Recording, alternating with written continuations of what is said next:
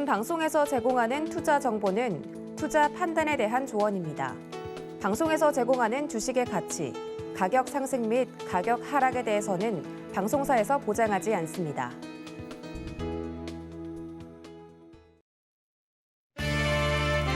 시청자 여러분 안녕하십니까? 최은정입니다. 오늘 국내 증시 양지수가 모두 하락세를 보이고 있습니다. 1%대 조정이 나오고 있는데요. 업종별로도 대부분이 약세고 미국장이 하락세가 짙었는데 미국에서 중요한 소비지표 발표를 앞두고 투자 심리가 위축되고 있는 것이 국내 증시에도 고스란히 영향을 미치고 있는 것으로 분석이 됩니다. 최근 변동성이 큰 장세가 이어지면서 소액으로도 분산 투자가 가능한 ETF 상품 상장 지수 펀드 시장에 대한 관심도가 높은데요. 오늘은 급성장하고 있는 ETF에 대해서 알아봅니다. 이슈 브리핑 시작합니다. 요즘과 같은 변동성 장세에 낙폭이 크지 않은 ETF 매수에 초보 투자자분들도 참 관심이 많은데요. 먼저 ETF란 상장 지수 펀드지만 주식같이 거래할 수 있다라고 보시면 좋겠습니다. 펀드처럼 다양한 종목의 분산 투자가 가능하되 주식처럼 거래소에 상장이 돼 있어서 수시로 매매가 가능한 상품인데요. ETF가 인기 있는 이유는 간편한 매매 방법과 저렴한 수수료 등이 있습니다. 자, 먼저 국내 주식형 ETF의 경우에는 거래세가 면제입니다. 또 ETF는 주식처럼 배당금을 받을 수도 있는데요. 주식의 경우 배당금을 받는 것처럼 ETF는 분배금을 받습니다. 또 기업의 종목, 지수, 채권 등을 여러 개 담을 수 있어서 한 상품에 투자하는 것보다는 손실 위험을 상당 부분 줄일 수 있다라는 장점이 있습니다. 그래서 그런지 요즘처럼 변동성이 큰 장세에서는 큰 폭의 변화가 없는 ETF가 최적의 투자 상품이다라고 손꼽히는 이유이겠지요. 자, 11일 금융투자업계에 따르면 지난달 기준 국내 상장 ETF의 순자산 가치 총액이 약 74조 7천억 원으로 지난 2020년 52조 365억 원보다 무려 43%가량 급성장을 했습니다. 상장 종목 수도 지난 2020년 468개, 2021년 533개에 이어서 지난달 말 기준으로 551개로 늘었는데요. 개미 투자자들은 ETF를 올해 들어서만 2조 5천억 원어치를 사들였고 최근 6개월간은 무려 7조 원 가까이 순매수를 했습니다. 자, 지금 시장에서 어떤 종목을 사야 할까 고민이 될 때 관심 있는 종목을 한 꾸러미에 담아낸 ETF 상품 매수할 수 있다는 게 가장 큰 장점일 텐데요. 다만 ETF 상품이 우후죽순 생겨나고 있고 종류도 너무 많아서 고르기가 참 쉽지 않다는 단점이 있습니다. ETF는 크게 테마형, 채권형, 레버리지 인버스 같은 파생형, 원유 선물, 골드 선물 등 원자재 상품형, 또 주식형 등 다양한 형태로 만들어집니다. 또 국내 상장된 ETF인지 해외에 상장돼 있는 ETF인지에 따라서 수수료와 세금이 달라지기 때문에 이 또한 신중히 고려해서 결정을 하셔야 됩니다. 국내 주식으로 구성된 ETF의 경우 매매 차익은 비과세인데요. 이건 장점이겠죠. 다만 배당과 같은 분배금에 대해서는 15.4% 징수가 됩니다. 국내 상장된 채권형이나 파생 상품형, 국내 상장된 해외 ETF의 경우에는 매매 차익에 대해서도 15.4% 원천 징수되고요. 분배금 과세도 15.4% 징수가 된다는 것 함께 기억하시면 좋겠습니다. 자, 오늘은 74조로 급성장한 ETF 시장의 현황에 대해서 살펴봤습니다. 지금까지 이슈 브리핑이었습니다. 잠시 뒤 전문가와 함께 보다 자세한 이야기 나눠볼 거고요. 마감 임박 60분의 승부 지금 시작합니다.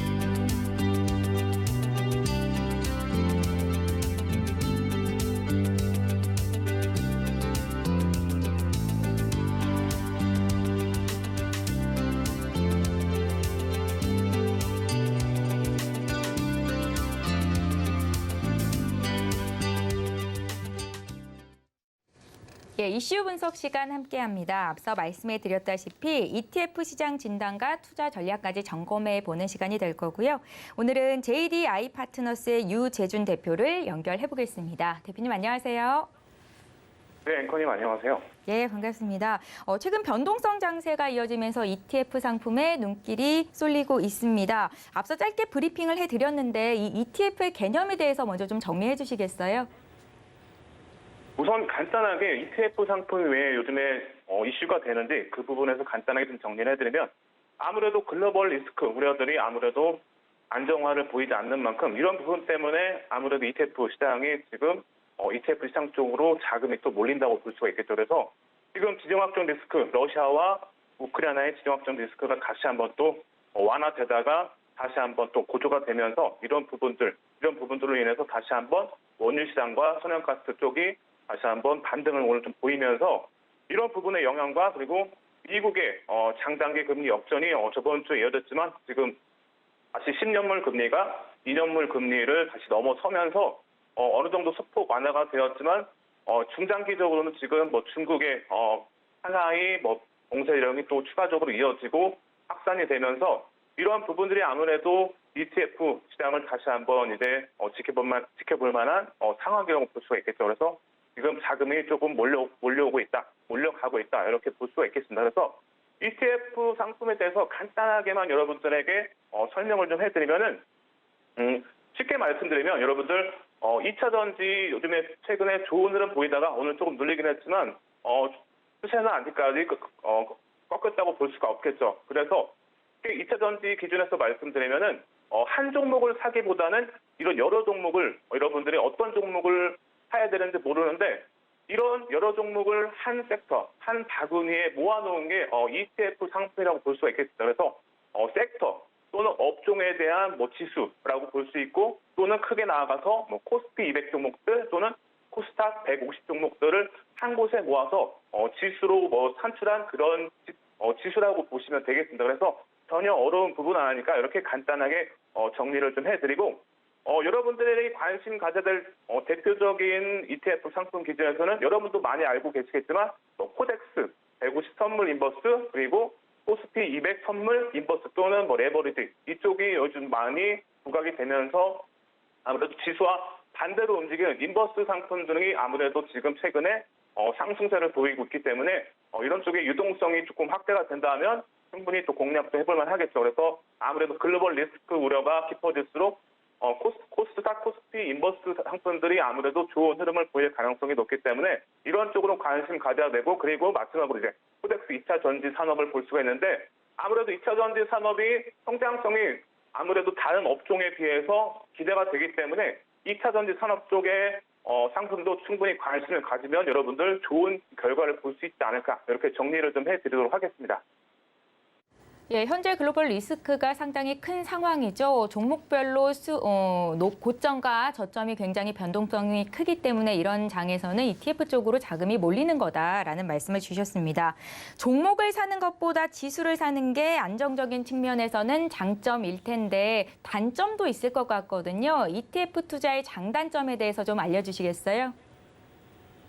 네, 우선 장점에서 말씀드리면 앞서 말씀드렸듯이 한 종목, 어떤 종목, 2차 전지 기준에서 여러분들이 잘 알고 계시는 에코프로비엔 이런 종목들 어떤 종목을 사야 되는지 모르겠죠. LNF 이런 종목도 있고 LG 에너지 솔루션 여러 종목들이 2차 전지 관련주들이 있는데 여기서 여러분들이 어떤 종목을 선택해야 되는지 잘 모르시는 분들이 많이 계시겠죠. 그래서 이런 종목들을 한 곳에 모아놓은 바스켓이라고 볼 수 있기 때문에 이런 부분에서는 충분히 장점으로 볼 수가 있겠죠. 그래서 이 한 상품에 지금 들어가 있는 종목들, LNF 그리고 여러 종목들이 있겠죠, 여러분들. 그래서 2차 전지 업종들의 이제 전체적인 평균 변동성에 따라서 움직이기 때문에 아무래도 한 종목을 선택하기보다는 여러 종목을 한꺼번에 분산 투자하는 거기 때문에 이런 부분에서는 장점으로 볼 수가 있고 그리고 단점으로 본다면 아무래도 비용으로 볼 수가 있는데 이제 시장에서 이제 상품과 기초 종목들을 이제 평균 잡아서 기초 종목들 이제 일반 종목이 있죠, 여러분들. LNF 이런 종목들을 기초 종목이라고 하는데 이런 기초 종목보다 아무래도 상품이 가격이 좀 더 높은 가격이 산정이 되기 때문에 이런 가격 대비 괴리율이 있기 때문에 아무래도 상품을 좀 더 비싸게 사는 부분이 있기 때문에 비용적인 면에서는 조금 아무래도 장점보다는 단점으로 좀 볼 수가 있겠죠. 그래서 이렇게 장점과 단점이 존재한다. 이렇게 말씀을 드리도록 하겠습니다. 예, 국내 ETF 시장과 더해서 해외 상품에 투자된 자금까지 합치면 100조 원대 시장이 형성이 됐다고 하는데요. 앞으로 이런 시장 확대는 계속된다고 보시는지요? 네, 아무래도 지금 경제적인 면에서 글로벌 경제 기준에서 앞서 말씀드렸듯이 지정 확정 리스크, 글로벌 리스크가 대표적으로 지금 러시아와 우크라이나의 지정 확정 리스크, 지금 최근에 오늘 또 기준에서 돈바스 지역에서 다시 한번 전쟁을 또 준비하고 있다. 이런 내용들이 좀 이어지면서 아무래도 이런 부분들이 ETF 상품의 추가적인 반등을 또 기대를 좀 해볼 수가 있겠죠. 그리고 중국의 이제 상하이를 비롯해서 전체적으로 이제 동세령이 이제 이어지면서 아무래도 경기 침체 위기, 우려 이런 부분들이 아무래도 확산이 되고 부각이 되기 때문에 이런 부분들도 아무래도 ETF 시장에 자금이 들어올 가능성이 좀 높아지겠죠. 그리고 마지막으로 미국의 또 이제 기준금리 인상, 그리고 오늘 저녁 10시 30분에 아무래도 중요한 경제 지표가 발표가 되는데 소비자 물가지수 CPI가 발표가 되는데 아무래도 시장 예상치보다 높게 나올 가능성이 높다라고 이렇게 예상을 또 하고 있기 때문에 이런 부분들이 아무래도 기초 자산에서, 기초 상품에서 ETF 상품으로 이제 자금이 몰려갈 가능성이 있기 때문에 충분히 여러 가지 글로벌 리스크를 고려한다면 충분히 ETF 상품 쪽으로 자금이 몰릴 가능성이 높다라고 정리를 하도록 하겠습니다. 예, ETF 시장이 확대가 되고 있고 상품의 종류도 많은데 어떤 상품을 골라야 하는지 많은 투자자분들이 고민이실 것 같고요. 또 미국 증시, 미국 주식이 답이다라는 전문가들의 의견도 있습니다. 때문에 미국에 상장된 ETF 쪽으로 투자를 고려하고 계신 분들도 많을 것 같거든요. 이쪽 시장은 어떻게 전망하십니까? 저는 아무래도 우리 시장보다는 미국 시장이 좀 안정적으로 볼 수가 있겠죠. 그래서 간단하게 좀 정리를 해드리면 미국 증시 쪽은 아무래도 상승 추세가 이어지면 꾸준하게 이어지고 그리고 하락 추세가 이어지면 꾸준하게 같은 방향성으로 한 방향성으로 움직이기 때문에 아무래도 우리 시장보다는 미국 시장을 좀 긍정적으로 보이고 신뢰를 좀 할 수가 있겠죠. 그래서 이런 부분에 있어서 지금과 같은 변동성 장세 그리고 아무래도 글로벌 리스크 때문에 시장이 불안하기 때문에 미국 쪽 이제 상품이나 지수들 공략하시는 것도 나쁘지 않겠죠. 그래서 지금 나스닥 쪽이 지금 최근에 많이 밀리고 있는데 흐름 좀 더 지켜보면서 나스닥 지수가 이제 반등이 나오는 시점에서 공략을 좀 하신다면은 아무래도 좋은 결과를 볼 수 있을 텐데 나스닥 레버리지 쪽 충분히 관심 갖고 그리고 반대로 인버스 쪽도 함께 공략을 하면서 아무래도 먼저 움직이는 쪽으로 방향성이 이어갈 가능성이 높기 때문에 양방향으로 인버스와 레버리지를 공략하신 다음에 한쪽으로 이제 치우치겠죠. 그렇다면은 어느 정도 선에서 정리를 하면은 다시 반대쪽 레버리지가 올라가면은 인버스는 반대로 하락하기 때문에 이렇게 양방향으로 투자를 하셔가지고 안정적으로 공략을 하신다면 충분히 저는 좋은 전략이라고 생각합니다. 예, 투자 성향에 따라서 주식도 어떤 종목을 사야 되는지 접근 방법이 달라지잖아요. ETF 투자는 어떤 성향의 투자자들에게 적합하다 이렇게 판단을 하십니까? 그 부분에 있어서는 상당히 조금 애매하긴 한데요. 아무래도 주식을 얼마 시작하지 안 되신 우리 주린이분들이라면 ETF 상품은 크게 좀 권해드리고 싶지 않지만 양방향으로 하신다면 저는 충분히 긍정적이라고 생각합니다. 그래서 분할 투자를 긍정적으로 생각하시는 분들은 아무래도 한 종목을 사기보다는 분할로 해서 여러 종목을 한 종목에 묶어놓은 상품을 사시는 것도 충분히 긍정적이겠죠. 그래서 양방향으로 사신다면 아무래도 더 긍정적이겠죠. 그래서 코스피 200에 들어가 있는 종목들을 매수를 하시고 그리고 나서 반대로 만약에 주가가 하락하는 추세가 이어진다면 여기에 지렛대 원리 그래서 쉽게 말씀드리면은 해지 역할을 할 수 있는 코스피 200이나 코스닥 레버리지 말고 이제 인버스 쪽을 함께 양방향으로 공략을 하신다면 충분히 이렇게 안정적으로 투자를 하실 분들에게 좀 권해드리고 싶은데 한쪽이 아닌 양방향, 그래서 헤지 역할을 할 수 있는 인버스 상품 등을 함께 공략하신다면 저는 충분히 이런 안정적인 수익을 원하시는 분들이 안정적인 수익을 원하시는 분들한테 만드는 전략이라고 생각합니다. 예, ETF 상품 주식시장의 변동성이 큰데 해지 수단으로 이용해 볼 수 있겠다라는 조언까지 들어봤습니다. 지금 시장이 많이 불안합니다. 국내 증시도 1%대 오늘 조정이 좀 나오는데요. 이런 장에서 조언해 주실 말씀이 있으실까요? 네, 지금 시장이 많이 불안하기 때문에 많은 분들, 개인 투자자분들이 많이 힘드실 거예요. 하지만 개인 투자자들이 공포를 느낄 때가 시장의 저점이다. 이런 말씀을 많이 드렸고, 그리고 워렌 버핏이 한 말 있었죠.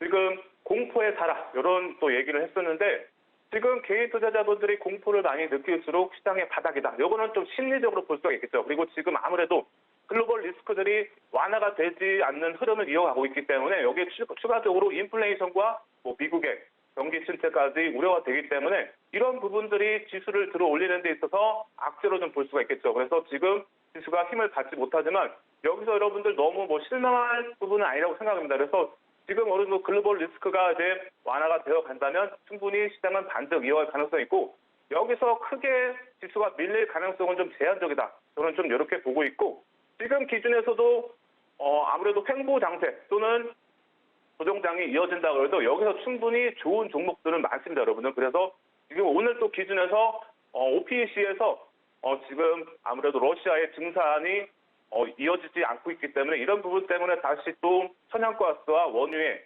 추가적인 상승의 가능성이 높다. 이런 또 기사 내용이 나왔는데 그렇다면 여러분들 ETF 상품을 떠나서 ETN 쪽 그리고 채권과 이제 원자재 상품 쪽에서도 ET 원자재 상품도 관심을 가져볼 만한데 이런 시장의 흐름에 따라서 ET와 ETN 채권 상품 충분히 좋은 또 흐름을 보일 가능성이 있기 때문에 꼭 ETF가 아니더라도 원자재 그리고 채권 쪽 상품들 충분히 관심 갖고 지켜보신다면 저는 충분히 지금 같은 장에서도 좋은 결과를 볼 수 있다라고 말씀을 드리도록 하겠습니다.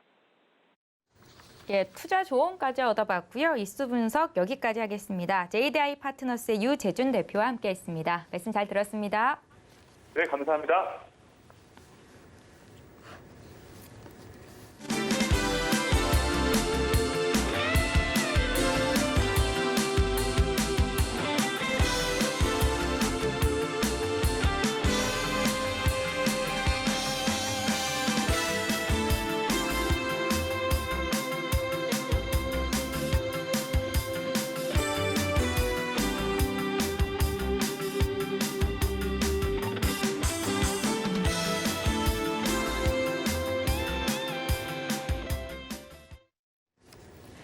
예, 현재 마감까지 시간이 얼마 남지 않았는데요. 이번에는 키워드 식스센스 시간을 이어보겠습니다. 오늘은 하이투자증권 강북센터의 이창한 부장을 연결해 보겠습니다. 부장님 안녕하세요.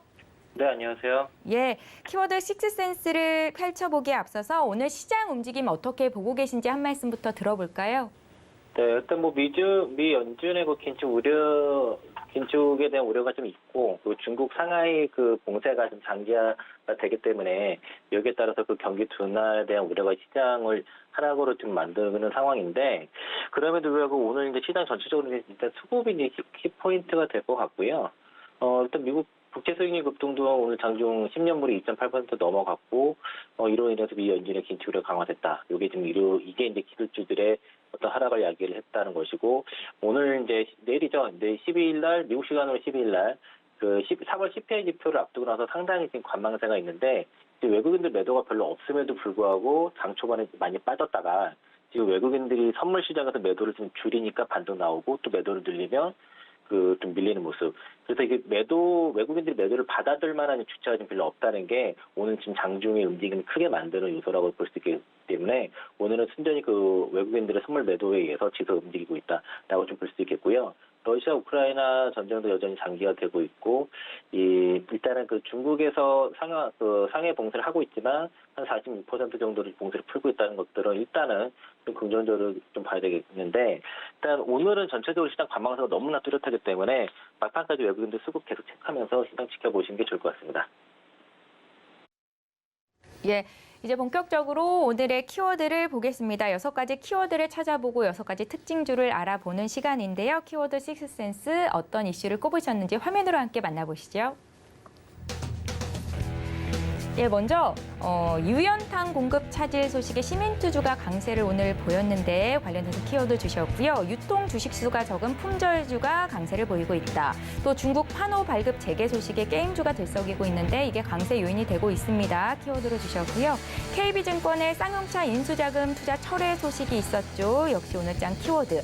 또 1분기 글로벌 선박수주에서 한국이 1위를 차지했다는 키워드도 오늘 꼽아오셨고 오펙이 러시아의 원유 공급 감소는 대체 불가하다. 최악의 오일 쇼크가 나타날 수 있다고 2유에 전했는데요. 관련 키워드로 역시 꼽으셨습니다. 자, 이제 어떤 특징주를 선정하셨는지 종목들 살펴보시죠. 고려시멘트, 또 양지사, 펄어비스, 쌍방울, 현대중공업, SH에너지화학 중에서 오늘 어떤 종목에 대한 투자 의견을 얻을 수 있을지 보겠습니다. 예, 빨간색으로 불이 들어온 종목들 오늘 투자 의견 가져가실 수 있는데요. 중국 온라인 게임 판호 발급 재개 소식 펄어비스, 조선 대장주로 주목받고 있는 현대중공업, 오일 쇼크 이슈로 SH에너지화학까지 들고 오셨네요. 네, 펄어비스에 대한 의견부터 여쭤볼까요? 고일까요? 스탑일까요? 일단은 스탑 의견을 드리도록 하겠습니다. 일단 중국이 거의 8개월 만에 이제 그 내자 판호 발급을 지금 발표를 했고요.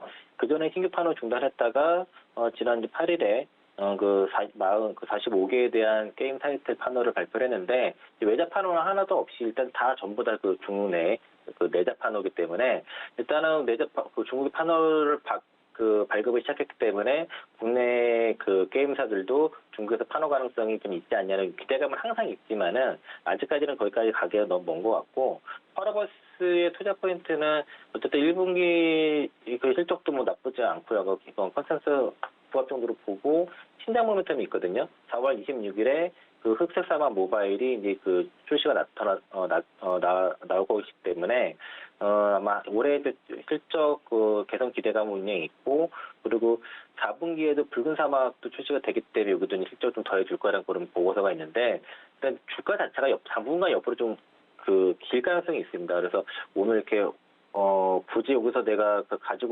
가져가는 것보다도 이렇게 올라갈 때는 차익을 해주고 다시 좀 조정하는 트레이딩 전략이 좀 맞을 것 같아서 그래서 스탑 의견 드렸고요. 뭐 나빠서 드렸다기보다 이쪽 섹터가 그렇게 재미가 없을 거라고 봐서 그 정도 의견을 드렸다고 볼 수 있겠습니다. 예, 펄어비스는 시장의 관심도가 굉장히 높은 종목 중에 하나입니다. 지금 오늘도 3.78% 상승인데 일단은 스탑 의견을 주신 거고요. 중국 온라인 게임 판호 발급 재개 소식에 더해서 신작 모멘텀까지 주어지고 있지만 지금 자리는 무리가 있겠다라는 판단이신 것 같습니다.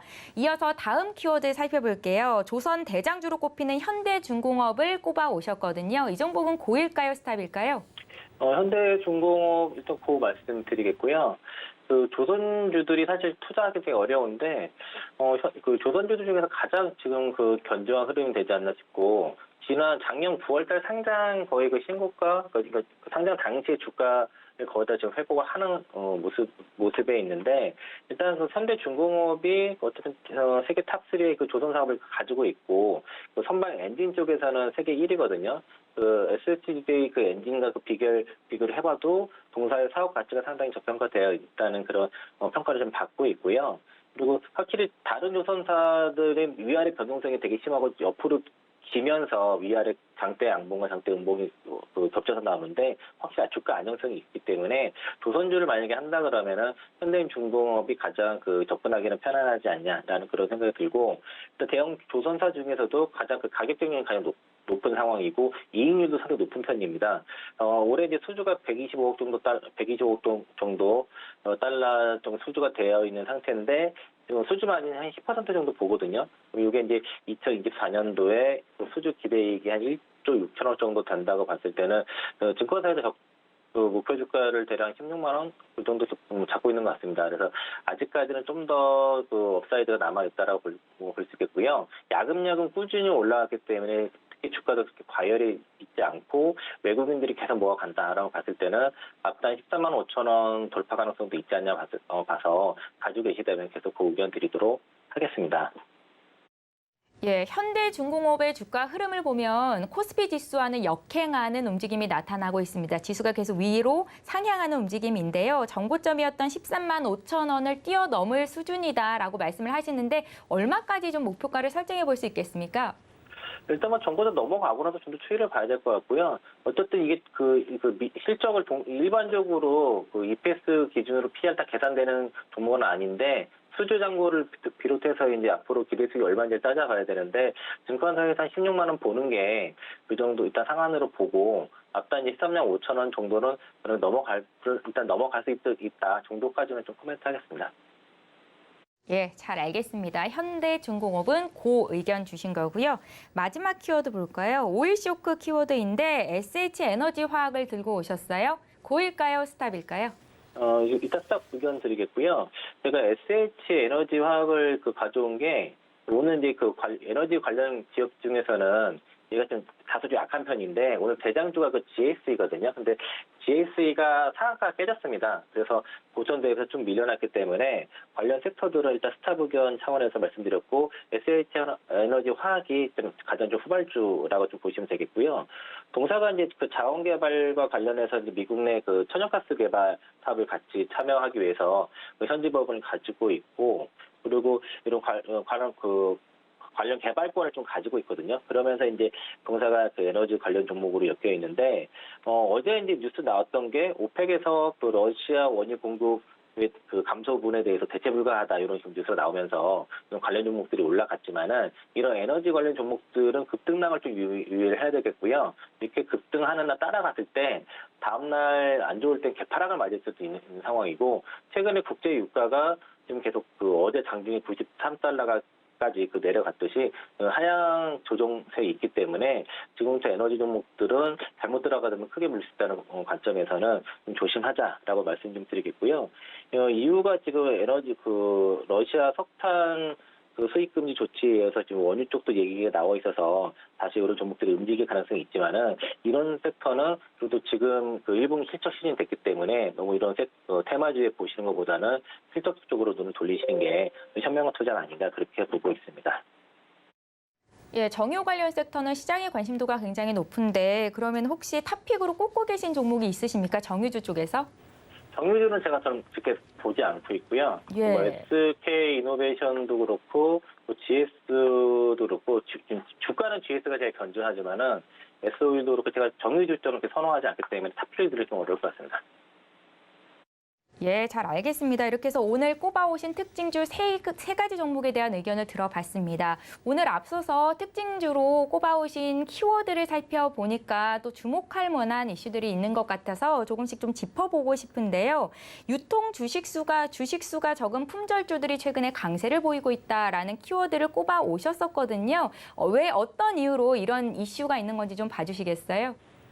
시장이 안 좋을 때 유통주식수가 적은 신라섬유라든가 양지사 이런 종목들이 급등락을 할 때가 있습니다. 근데 다만 그 종목들이 그날 상승분을 유지하는 건 아니고 장이 빠질 때 좀 급등했다가 장이 반등하면 오히려 또 빠지는 그런 모습을 보이거든요. 그래서 오늘 초반에 장이 빠졌을 때 신라섬유라든가 양지사 이런 종목들이 급등을 했다가 장이 좀 반등이 나오니까 그런 좀 또 빠졌는데 시장이 좀 불안할 때 이런 현상이 좀 나타나는 있다고 시장 어떤 색깔을 좀 말씀을 드리고자 말씀을 드렸고요. 그런 종목들 움직일 때 따라가면 절대 안 된다. 강조드리고 싶습니다. 그러니까 시장이 건강하지 않을 때 이런 유통 주식수가 적은 품절주들이 움직이는 거다라는 말씀이신 거죠? 네, 맞습니다. 예, 첫 번째로 꼽아오셨던 키워드도 좀 살펴볼게요. 오늘 시멘트주들이 강세를 보였습니다. 윗꼬리를 좀 길게 달기는 했지만 장중에 오름폭이 좋았는데 유연탄 공급 차질 소식이 이슈였고요. 이쪽 관련주들은 어떻게 보십니까? 저도 이거 오늘 급등했을 때 매도하고 나왔을 텐데 예상하고 있고요. 이게 이제 러시아 쪽의 의존도가 높다가 지금 호주 쪽도 지금 막혀가지고 좀 공급이 다 막힌 상황인데 지금 재고분이 5월까지밖에 없거든요. 그 이후로는 판매 자체가 좀 어려울 수 있기 때문에 이게 판매가 어려운데 단순히 가격 올랐다고 해서 실적이 좋아질까에 좀 의문이 들어서 이것도 오늘 테마주로 움직였다고 좀 생각이 들고 고려 시멘트가 그 섹터 약간 대장 역할을 하는데 오늘 굉장히 많이 그 고점대에서 밀리는 상황이라 봤을 때는 이쪽 섹터도 좀 접근하기는 좀 무리가 있고 위험하다라고 판단을 하고 있어서 시멘트 섹터는 저 개인적으로 좀 매도해야 된다 말씀드리겠습니다. 예, 잘 알겠습니다. 마지막 한 가지 키워드 남았죠. 쌍용차 쪽도 좀 짚겠습니다. KB증권이 쌍용차 인수자금을 투자를 철회한다는 소식이 전해졌고요. 쌍용차 인수 쪽으로는 지금 계속해서 테마주 형식으로 또 종목들이 급등세가 나타나는데 이쪽은 어떻게 보십니까? 이쪽도 뭐 이제 그 재료가 좀 끝났다고 봐야 될 것이고요. 쌍용차 쪽에서는 워낙 좀 반발을 하고 있겠지만은 어쨌든 뭐 자금 조달 그 이슈 때문에 올라갔던 종목들 다 빠지는데 쌍방울뿐만 아니라 광림으로 종목들이 빠지고 있고 뭐 반대로 좀 KG 그룹주들은 좀 올라가는 모습 보이지만 저도 그 고객분이 광림을 좀 가지고 계셨거든요. 근데 4월 5일날 화요일날 올라가는 날 전부 다 매도 좀 해드렸어요. 그래서 이쪽은 가끔씩 물어보신 분은 계시는데 제가 이쪽은 그냥 아예 보지 말아라 안 보시는 게 계좌 안전을 지키는 지름길이다라고 좀 계속 말씀드렸고 다른 종목들도 지금은 접근하시면 안 된다 계속 말씀드리겠습니다. 예, 키워드 식스센스를 통해서 시장의 전반적인 이슈를 짚어드렸습니다. 저희 마지막으로 질문 하나만 더 드릴게요. 오늘 국내장 1%대 낙폭을 키웠다가 조금 더 위쪽으로 올라오는 상황인데요. 내일장 투자 전략에 대해서 좀 여쭤볼까요? 지금 앞서 말씀드린 거랑 좀 대동사할 수 있는데 일단 어쨌든 우려는 3월 CPI 지표 발표를 앞두고 나서 경계 심리가 좀 발동하고 있는데 그러다 보니까 매도는 있는데 매수 받쳐지는 물량이 없어서 지수가 밀렸는데 반대로 매도만 좀 줄어도 지수가 좀 반등하는 모습이 나타나고 있거든요. 외국인들이 매도가 좀 줄어드니까 반등세가 나타나고 있고 나스닥 선물이 반등하니까 올라가는 모습인데 이게 어느 정도 그런 악재들이 시장에 선반영된 게 아니냐라는 그런 좀 생각이 좀 들고요. 어떤 상해 지역도 좀 봉쇄가 일부 해제되는 모습들 그리고 국제유가가 좀 떨어지고 그리고 에너지 가격도 원자재 가격도 최근에 고점 찍고 떨어지는 모습, 상하이 컨테이너 운임지수가 좀 떨어지는 모습 봤을 때는 어떻든 3월달 지표는 지나간 거거든요. 3월달에 인플레이션의 피크가 좀 될 수 있다는 그 전망에서는 시장이 어느 정도 가닥은 좀 왔다라고 좀 보여지는데 좀 더 지켜는 봐야겠지만은 일단 이러한 상해 봉쇄 이슈가 어떤 시장의 하락 요소 중에 하나였기 때문에 이게 완화되는 시점에서는 좀 반등의 포인트가 될 수 있다라고 좀 볼 수 있겠고 그런 측면에서도 중국 증시가 오늘 좀 강세 안정화가 되고 있거든요. 그래서 오늘 저점을 어느 정도 좀 잡은 모습이 나타나는 게 아닌가를 좀 그렇게 보고 있어서 내일 발표되는 CPI 지표 잘 보고 미국장 보면서 보시는데 어쨌든 중요한 거는 지금 1분기 실적 시즌이니까 실적 관련 종목 1분기 실적이 좋은 종목들을 보시고요. 개인적으로 좀 더 관심을 가져야 될 섹터는 어떤 리오프닝 쪽에 좀 보셔야 되겠고 특히 대한항공 같은 경우에 실적 수급이 외국인들이 엄청 어마무시하게 좀 사고 있거든요. 그래서 외국인들이 시장을 팔면에도 불구하고 꾸준히 담아가는 섹터 종목들은 그래도 보자 의견 드리겠습니다. 예, 내일장 투자 전략까지 여쭤봤습니다. 오늘 키워드 식스센스는 이창환 부장과 함께했습니다. 말씀 잘 들었습니다. 네, 고맙습니다.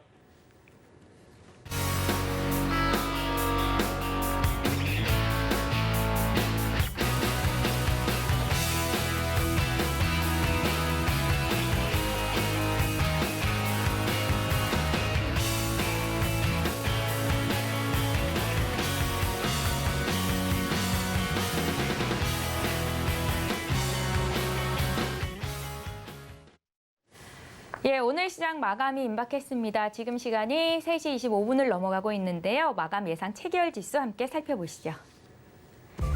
예, 먼저 코스피 지수입니다. 오늘 코스피 지수는 0.9% 하락한 2,668.84포인트 선에서 거래를 마칠 것으로 보입니다.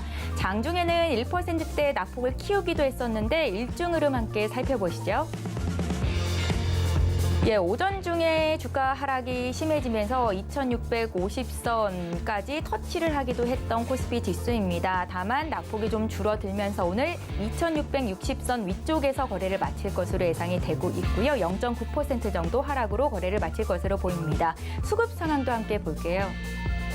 투자 주체별 매매 동향 코스피 쪽인데요. 역시 오늘도 개인 투자자들이 고군분투하고 있습니다. 5,272억 원 매수 우위를 보이는 가운데 오늘도 외국인들의 매도가 좀 강하게 나오죠. 4,115억 원 매도, 기관 역시 1,397억 원 순매도로 일관하고 있습니다. 시가총액 상위 종목군 움직임 살펴볼까요? 대부분의 종목들이 약세 흐름이 나타나고 있는데 SK 하이닉스가 어제 종가 수준에서 거래를 마칠 것으로 보이고요. 삼성전자 주가 오늘 장중에 50주 신저가를 다시 한번 갈아치웠습니다. 장중에 6만 6천 원선까지도 내려갔었던 삼성전자 1% 조정이 나오면서 6만 7,100원에서 거래가 되고 있습니다. LG 에너지솔루션 호실적을 발표했음에도 불구하고 주가 오늘 약세인데요. 3%대 급락이 나오면서 41만 1,000원선 거래가 되고 있다는 점 특징적이다 볼 수가 있겠고요. 삼성 바이오로직스도 1%, 네이버도 1.92% 내리면서 30만 7천 원 선에서 거래가 됩니다. 다음 종목 더 살펴보시죠. 예, 화면상에 보이는 모든 종목들이 파란불을 켜고 있습니다. 카카오의 주가가 1.37% 하락세를 보이면서 10만 원 선 밑에서 계속해서 움직임 나타나고 있다는 거 참고하시면 좋겠고요. 삼성 SDI도 1.3% 조정입니다. 어제장에서 그래도 완성차 업체들의 주가 흐름이 괜찮았었는데 어제 올랐던 거 거의 다 다시 토해내면서 현대차 0.84% 내린 17만 8천 원 선에서 거래가 되고 있습니다. 다음 종목들 더 살펴볼게요. 예, 11위부터 15위권 내 종목들의 움직임인데요. 눈에 띄는 종목이 KB금융입니다. 실적에 대한 기대감이 금융주 쪽에는 좀 있죠. 0.34% 오르면서 59,800원 선 거래가 되고요. 그밖에 포스코홀딩스, 셀트리온, 기아도 오늘 약세입니다. 코스닥 쪽 살펴볼까요? 코스닥 지수도 0.82% 내리면서 914.30포인트로 거래를 마칠 것으로 예상이 됩니다. 그래도 미국장에 비해서 국내장이 좀 선방하고 있다라는 느낌을 주는 오늘장인데요. 코스닥 쪽도 일중 흐름 함께 살펴보시죠. 916선에서 하락 출발했던 코스닥 지수 장중에 905.18포인트까지 낙폭을 키웠었는데 그래도 낙폭을 좀 줄였습니다. 914.30포인트로 어제보다 0.82% 내리면서 거래를 마칠 것으로 예상이 됩니다. 코스닥 쪽도 수급 상황 보시죠. 역시 개인 투자자들이 1,115억 원 매수 우위를 기록하고 있는 가운데 오늘 코스닥 쪽에서는 기관의 매도가 좀 강하게 나옵니다. 기관이 875억 원 매도 우위를 보이고 있고요. 여기에 외국인 역시 팔자세에 가담을 하고 있는데요. 161억 원 순매도가 잡히고 있습니다. 시가총액 상위 종목군 움직임 살펴보시죠. LNF는 이 같은 장에서도 오늘 강세 흐름이 나타나고 있습니다. 증권사 매수 리포트가 계속해서 나오고 있는 LNF인데요. 1.36% 오르면서 23만 1,000원 선 거래가 되고요. 펄어비스 오늘 저희가 또 앞서서 종목 짚어드렸었는데 오늘 장 3%대 급등이 나오면서 10만 1,100원 선 거래가 됩니다. 반면에 1위 종목인 에코프로비엠, 셀트리온 헬스케어 2위, 카카오게임즈까지 약세 흐름이 나타나고 있고요. 다음 종목들 더 살펴보시죠. 셀트리온 제약 오늘 1%대 하락이고 HLB 첨보도 약세입니다. 위메이드의 급락세가 눈에 띄는데요. 11%나 급락이 나오면서 85,900원 선 거래가 마칠 것으로 예상이 되고 있고요. 또 게임주들의 종목별로 움직임이 좀 엇갈리고 있죠. 스튜디오 드래곤은 약보합권 0.67% 어제장보다 오르면서 9만 원 초반선에서 거래를 마칠 것으로 예상이 되고 있습니다. 다음 종목 더 살펴볼게요. 네, 종목별로 좀 혼조세가 나오는데 리노공업, LX세미콘이 빨간불을 켜고 있는 반면에 CJ ENM, 시젠, 또 JYP 엔터까지 오늘장 1에서 2%대 조정세를 나타내주고 있는 상황입니다. 리노공업이 1.73% 오르면서 17만 6,900원 선 거래가 되는데 최근에 또 많이 언급되는 종목이기 때문에 시청자 여러분들 종가에도 관심 기울여 주셨으면 좋겠습니다. 여기까지 보겠습니다.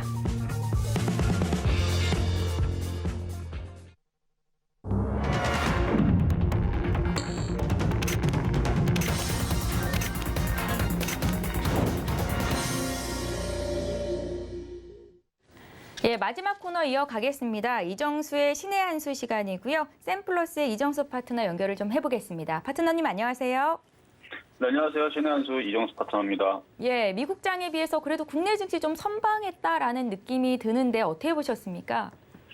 네, 자, 제가 지난주 목요일서부터 현금화 대응을 좀 해야 된다는 말씀을 좀 드렸었고, 목요일뿐만 아니라 금요일도 현금화 대응을 해야 된다. 장이 빠질 것이다. 라는 얘기했고, 어제도 월요일 날도 시장은 빠질 것이니 현금화 대응 한 것들 함부로 팔지 말고 지금도 수익 난 종목들이 있다면 현금화 대응 하라고 말씀을 좀 드렸는데요. 이번 옵션 만기 이제 이틀 뒤 이제 목요일 날 있잖아요. 거기에서 일단은 시장이 한 번 더 출렁거릴 수 있는 위험은 여전히 잔존하고 있습니다. 앞서서 아나운서님께서 얘기했던 것처럼 우리나라 지수 그래도 미국 시장에 비하면 선방한 건 맞아요. 달리 얘기하면 덜 빠졌습니다. 아직 그렇게 폭락이 아니에요. 그러니까 어떻게 보면은 아직 개인 투자자들이 야 이게 진짜 폭락인가? 많이 빠졌나? 아직 그 정도 느낌은 아니에요. 그러니까 참을만 하다라는 거죠. 아직까지는 좀 참을만 할 겁니다. 그렇게 정신없이 뚜겨 맞은 장이 아니라서 그래요. 근데 이게 본격적으로 이제 떨어지기 시작하게 되면 이제서부터는 정신없이 뚜겨 맞을 수 있는 장이 될 수도 있습니다. 그러니까 함부로 바닥이 확실하게 치지 않은 상황에서는 추가 매수는 절대 함부로 하시는 게 아닙니다. 자, 지금 뭐 차트를 조금만이라도 공부하신 분들은 알겠지만 차트를 봤을 때에서 지금 돌아서는 흐름이 하나도 나온 게 없죠. 미국 시장이 빠진 것에 비하면 잘 버텼다 정도인 거지 그렇게 강하게 지금 올라가는 모양이 아니에요. 이런 모양들은 우리 과거 작년 10월 달서부터 저런 모양들은 얼마든지 봤죠. 그러니까 올려치는 것 같았는데 급락하고 반등 주는 것 같았는데 급락하고 하는 흐름들은 이미 작년 10월 달서부터 많이 경험을 해봤으니까 바닥을 디디고 바닥을 디디고 점프하면서 강하게 올려치는 양봉이 나오지 않고서는 쉽게 이것은 바닥이다라고 하기에는 아직은 좀 시기상조다. 그래서 좀 더 떨어질 수 있다고 좀 보고 있고요. 반등 줘도 또 떨어질 겁니다. 지금 상황은 그래요. 지금은 반등을 줘도 또 떨어질 수 있고 뭐 대내외적인 상황을 보더라도 좋아 보이는 게 있으면 한번 찾아보시길 바라겠습니다. 뭐 호재라도 있으면 뭐 금리 인하를 해가지고 제로 금리를 한다. 뭐 미국에서 뭐 돈을 엄청나게 또 풀어가지고 한 1,000조를 푼다. 뭐 그러면 그게 호재가 돼가지고 또 움직일 수 있겠지만 지금 그게 얘기가 거꾸로 되고 있습니다. 거기다가 뭐 물가가 잡히는 것도 아니고 전쟁 상황이 끝난 것도 아니고 그러니까 뭐 하나 좋은 게 상황이 아무것도 나온 게 없어요. 저는 그래서 어쨌든 지금 시장에서는 뭔가 이 흐름을 좀 바꿀 수 있는 좋은 호재거리 얘기가 나오든 아니면은 뭐 외국인들이라도 주식을 많이 사주면은 그나마 좋게 보겠는데요. 옵션 만기를 앞두고 여전히 외국인들은 주식을 열심히 팔고 있습니다. 그래서 오늘까지도 종목들이 들어준 애들이 있을 거예요. 잘 보면 종목들이 안 빠지고 장중에 잠깐 플러스로 나온 애들이 있는데 그런 애들을 현금화를 더욱더 보유를 해야 되는 관점으로 저는 보고 있고요.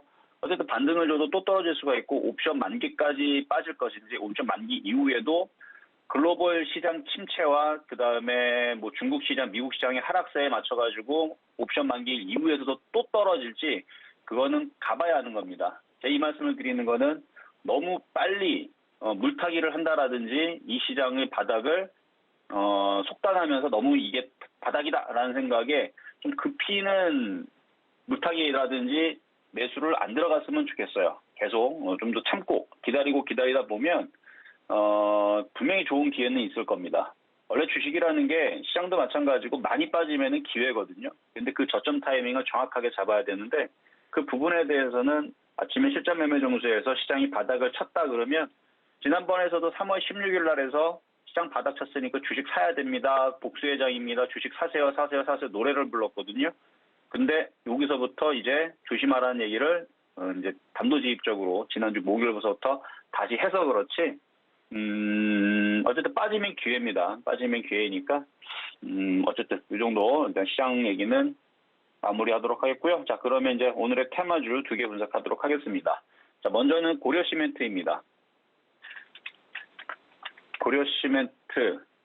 자, 오늘 시멘트주들이 아침에 잠깐 움직였었어요. 근데 이제 고려시멘트는 제가 2주 전인가에서도 한번 요 신한수에서 한번 분석을 해드렸는데 주가가 호재 뉴스가 나오는데도 불구하고 별로 그렇게 강하게 움직이지 않는 것은 이것을 갖고 있는 세력들이 팔아먹으려고 뉴스를 내보내는 것 같다. 그러니 갖고 있는 사람들은 매도하시오라는 얘기를 아마 3월 29일 이 전후로 해가지고 이 고점 있을 때에서 얘기했을 거예요. 이것뿐만 아니라 다른 시멘트 주들도 보여드리면서 좀 조심하라 그랬는데 뭐 당분간 조금 그러니까 그때 이후에서 한 2주 동안에서 조금 움직였던 애들도 있을 겁니다. 근데 대부분 이런 식으로 빠져 있을 건데요. 그때도 이슈가 똑같았죠.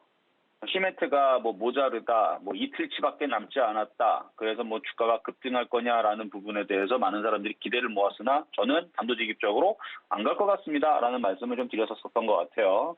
한번 신의 한 수 과거 방송 한번 한 2주 정도 찾아보면 고려 시멘트 얘기가 나올 거예요. 오늘도 똑같은 얘기 재탕, 3탕 계속 하고 있는데요. 유연탄 가격 급등에 따른 시멘트 판매 가격 인상 기대감 이렇게 해갖고 오늘 잠깐 아침에 움직였다가 죄다 떨어졌는데 뭐 모자르다고 얘기할 때는 문제고 이제서는 가격을 올리겠다. 뭐 물량이 있어야 팔 거 아니에요? 만약에 이게 물량이 계속 나오는데 가격은 올라간다 그러면 재고 물량을 쌓아놓고 뭐 산속에다가 엄청나게 쌓아놓고 파는 거밖에 되지 않는데 뉴스대로만 해석을 하면은 지금 뭐 러시아든 어디든 유한탄이 들어오질 않고 시멘트가 모자라서 국내 유통 물량이 이틀밖에 남지 않았기 때문에 그러면 가격이 아무리 비싸도 팔 물량이 없는 겁니다. 그러면 실적은 완전 안 좋겠죠. 뭐 예를 들어서 뭐 금값이 엄청나게 비싸도 전 세계 금이 하나도 없다면 뭐 금이 비싸면 뭐랍니까? 금이 없는 걸. 그렇죠? 그런 것처럼 뭐 물량이 그래도 있어야 되는데 물량 자체가 지금 완전히 씨를 말랐다라는 기사가 나왔음에도 불구하고 주가가 올라가지 않는다. 저는 그러면 안 좋게 봅니다. 그래서 좀 무슨 얘기인지 좀 헷갈리는 분들은 처음부터 다시 들어보시면은 무슨 얘기인지 알 거예요. 어쨌든 호재거리 뉴스가 나왔는데 움직이지 않는다는 얘기는 안 가겠다라는 뜻이고요. 그 뉴스에 누군가가 팔고 있는 것 같아요. 그러니까 이거는 고점에 사주지 말고 기다리다 보면 다시 저점으로 내려올 때가 있을 겁니다. 그때에서 싸게 사시면 그때는 먹을 폭이 분명히 나온다. 그래서 3,500원 이하로 떨어지면 그때서는 주워 담아도 괜찮을 것 같다 말씀을 드리겠고요. 분석을 해드린 겁니다. 종목 추천해드리는 건 아니고 자 갤럭시와 머니트리 한번 분석을 해보겠습니다. 자, 비트코인이 4만 달러를 이제 이탈하는 소식에 이제 하락을 했는데 지금 뭐 코인 중개 사이트라든지 아니면은 코인 거래를 했었던 그런 이제 거래소 관련주라든지 아니면은 이제 그 거래를 통한 뭐 관련주들 뭐 이런 부분들이 지금 주가들이 지금 별로 그렇게 좋지가 않는데 갤럭시와 머니트리뿐만 아니라 지금 뭐 이걸 관련된 뭐 종목들이 지금 약세를 보이는 것 같아요. 다들 SGA 솔루션즈도 마찬가지고 한 9,000원 정도로 떨어지게 되면은 그때서는 나쁘지는 않을 것 같은데 지금은 그냥 코인 관련주들도 그냥 그닥입니다. 반면에 뭐 지금 움직이는 종목들 보면 대성에너지라든지 뭐 정유주들, 뭐 에너지 관련주들 이쪽은 조금 강한 흐름을 보이니까 차라리 이슈가 되고 있는 그쪽으로 보시는 게 더 나을 것 같은 느낌인데 근데 재미가 없어요. 그래서 오늘 그냥 이슈가 있어서 그냥 살펴봤을 뿐 별로 관심이 없는 섹터의 종목이니까 갖고 있는 분들은 좀 지루하더라도 갖고 있을 만은 하다 말씀을 드리겠고요.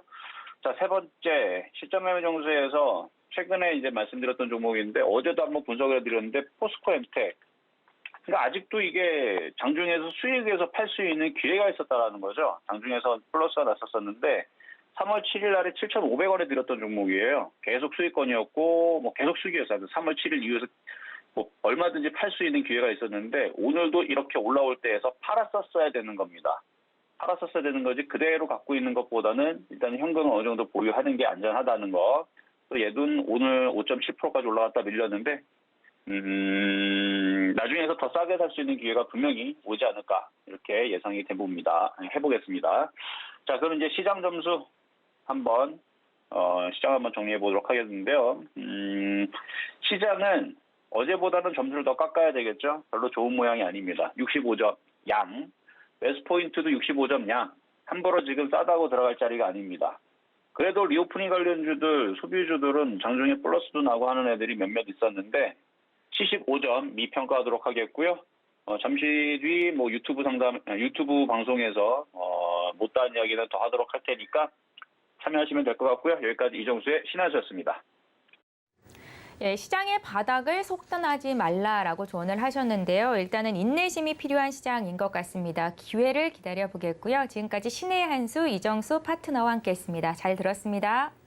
네, 감사합니다. 예, 문자 샵 0082번으로 신의 한수 네 글자 보내주시면 실시간 소통 방송도 할 수 있다는 거 참고로 말씀드리겠습니다. 저희 방송에서 제공하고 있는 정보는 투자 판단에 대한 조언일 뿐 해당 주식의 가치나 수익률을 보장하고 있지는 않습니다. 참고로 서울경제TV, 서울경제신문은 당사의 브랜드입니다. 서울경제증권TV와는 무관하며 기타 유사 사칭에도 주의해 주시기 바랍니다. 마감 임박 60분의 승부 저희가 준비한 소식 여기까지입니다. 저희는 내일 이 시간에 다시 오겠습니다. 고맙습니다.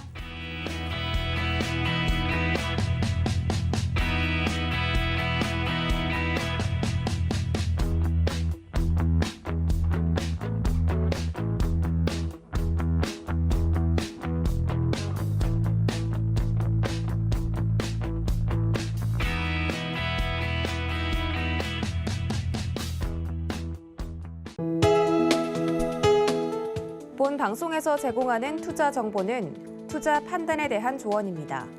방송에서 제공하는 주식의 가치, 가격 상승 및 가격 하락에 대해서는 방송사에서 보장하지 않습니다.